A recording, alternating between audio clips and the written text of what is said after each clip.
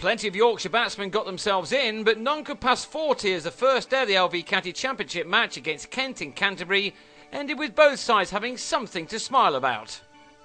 Geraint Jones, deputising for Rob Key, won the toss and asked Yorkshire to bat first on another very breezy and dull April-like day in the Garden of England. There followed plenty of stonewalling by the Joes, Root and Sayers, who had to battle really hard against a disciplined Kent attack. These boundaries the exception rather than the rule, as the openers put on 23 in 20 overs. There was plenty of playing and missing in difficult batting conditions, but both batsmen showed the value of working hard as they prevented an early collapse against the moving new ball. It took Matt Coles to earn the breakthrough. There was plenty of movement to fool Sayers, who was bowled without playing a shot, to go for 12. The English game is filled with young players who love to put bat to ball to score their runs quickly. Root is more of an old-fashioned player and one who seems to thrive on tough conditions. He had to be extremely patient, but stuck to his task well for 25 overs in scoring 21. Darren Stevens was finally rewarded with his wicket, LBW the decision, as Root departed with a total on 41 for 2. Yorkshire scored at less than 2 runs per over in the first session, but went into the break with only the 2 wickets down, which would have been pleasing. Andrew Gale would have hoped that things would get a touch easier as the afternoon wore on. He and Phil Jakes, who missed the drawn match between these two sides earlier in the month, were just beginning to go nicely as they carried the total to 70 before Gale was out just after the break for 22. Until the second new ball was taken later in the day, the game followed a pattern of a decent partnership which never reached its full potential before being ended. Jakes had now been joined by Johnny Bairstow, who had a life on 12, but also played some sumptuous shots in what was no more than a cameo in the end.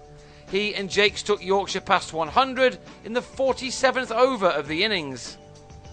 Jakes had made 30 when he was surprisingly the next man out, playing across a ball from Stevens to go LBW. Then 3 overs and 18 runs later, Bairstow drove on the up and gave Sam North East a catch in the covers off Coles. Bairstow was out for 32. That left Yorkshire on 120 for 5, but they could now welcome Tim Bresnan to the crease for his first innings of the summer.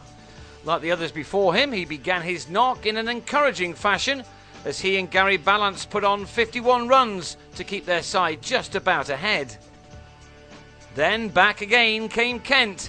Coming around the wicket, James Treadwell got one to turn back into Bresnan to have him leg before for 33 at 171 for 6. Kent had been able to chip away in the wicket column just when they needed to, and the pattern continued as another pair, Ballance and Adil Rashid, put on another 50 runs for the 7th wicket.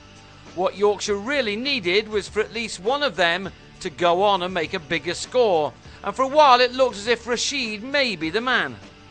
But when Kent took the second new ball, the innings suddenly folded. Ballance on what turned out to be a top score of 38 was bowled by Charlie Schreck. Rashid went to the same bowler with a nick behind after making 27. And Ajmal Shahzad then flicked Cole straight down the throat of Brendan Nash on a boundary to become the only Yorkshireman to be out without getting into double figures. 3 wickets had now fallen for 7 runs in 17 balls. Coles then claimed his 21st wicket of the season by bowling Ryan Sidebottom for 17 to finish with figures of 4 for 70. Yorkshire were all out just before the close on 247, to which Kent replied with 4 without loss from 1 Bresnan over. Day 2 will be the one to tell us just how good a score of 247 is on this pitch.